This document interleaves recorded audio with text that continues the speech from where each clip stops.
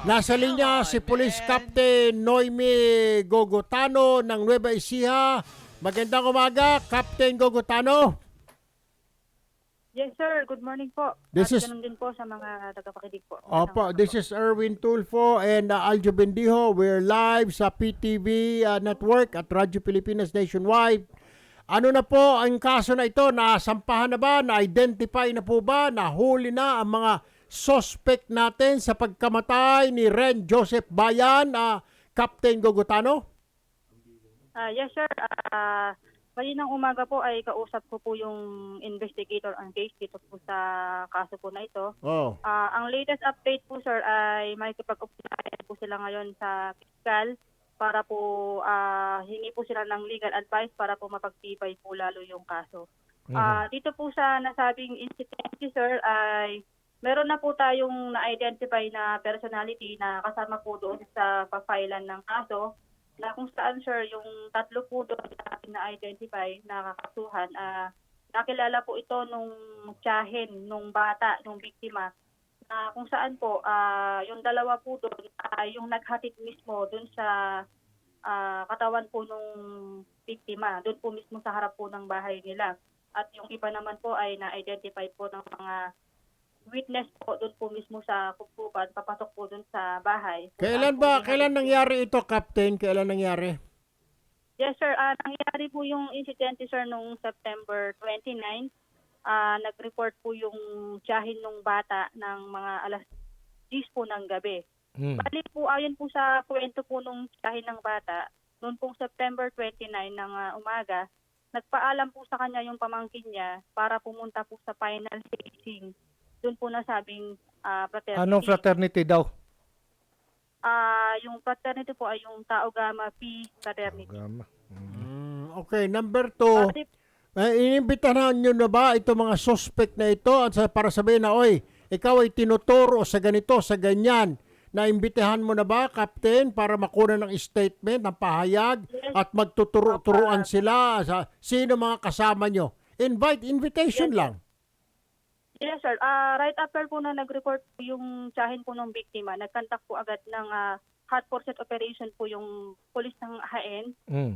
Na kung saan po na-identify po nila yung bahay na kung saan po ginanap yung hazing. Doon Okay. po sa San Anton, Okay. San Leonardo. Okay. Pero wala na po doon yung bahay nung wala na po yung may-ari nung bahay. Oho. Nagtatago na po, hindi na po makita. At yun naman pong mga naghatid po dun sa bata, pinuntahan po nila dun sa lugar. Wala na rin po dun sa lugar nila, hindi na rin po makita. Pero po, yung pong kasama dun sa hazing, bali, 7 po sila, sir, dun sa nasabing sumalang po sa final hazing na yun. Isa po yung nakasurvive. Yung isa po dun sa nakasurvive, sir, ay nakausap po ng investigator natin at siya nga po yung nagbigay ng information kung saan po ginawa yung nasabing Alright, ganito hazing ma'am. at kung sino po yung may-ari ng Alright, bahay. Captain. Sabi mo kanina, magkikipagkonsulta pa kayo sa piskalya. Ma'am, ganito po ang gawin mo. Ako na magsasabi sa iyo, ano po, kung hindi mo pa alam kung anong gagawin mo. Pailan nyo na ng kaso, yung mga na-identify na mga kabataan na yan, through the witness. May witness may nabuhay, sir. may Aljo Meron. Why do you have to consult habang tumatagal, ma'am? Justice delayed is justice denied. Kailangan po ninyong sampa na yung kaso ngayong araw na ito ng 1 ng Oktubre para kaagad-agad mailabas sa mga warrant of arrest. Makatakbo pa po yung mga bata na yan, makatakas pa po dyan, makalabas pa ng Nueva Ecija. Kaya I am advising you to go file that case basing on the testimony of the surviving witness. Tama ba, Aljo? Pwede. Oh. Pwede Okay, po ba? sir. Ganun na lang gawin natin kaysa pupunta pa kayo sa piskal. Ano ang gagawin namin kaso dito, piskal? Malinaw pa sa sikat ng araw, Captain. Violation of the anti-hazing law. Meron ma'am. ng batas. Oh. May paglabag kagad sa batas at yan po ay life imprisonment, ma'am. Yes, sir. Can you do that? Can you do that now, today? Ngayong Yes, sir. araw, Yes, ngayong sir. pagbaba ng telepono, tawagin mo yung investigador mo, sabihin mo, sabi po ni Erwin Tulfo at Aljo Bendijo, isampa na natin itong kaso na ito, violation ng anti-hazing law dahil may namatay. Ang magiging, sa tinanong ni Piskal, anong ebidensya? Ito po yung surviving witness, ang testigo namin. siya po ay nagsabi na binugbog at pinatay itong bata na ito. Yes, sir.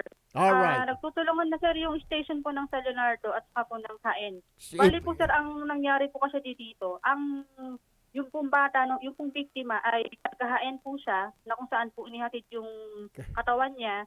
Then, yun pong hazing, kung saan po naganap yung initiation, is sa San Leonardo. Sa San Kaya Leonardo, po- di ba? Bayaljo, kung saan Yes, nangyari sir. yung krimen. I-file nyo yan sa San Leonardo. Oo, na korte. Yes, sir. Yes, sir. Ganun Sa na lang Fiscal's gawin mo, Office. Captain Noemi Gogotano, ma'am, ha? Today, ha? Ay, Today. yes, Not sir. tomorrow, not tonight, today.